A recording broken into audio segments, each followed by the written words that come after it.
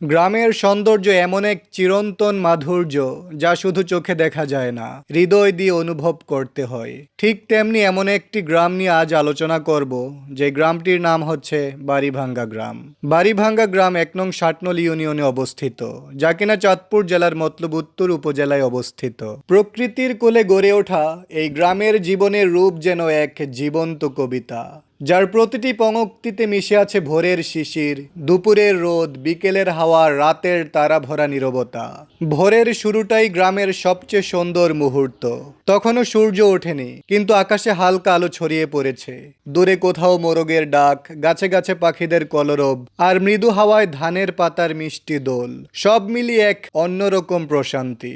শরতের শেষ আর হেমন্তের শুরু, এই সময়টা গ্রামের জীবনে এক অদ্ভুত মাধুর্য নিয়ে আসে।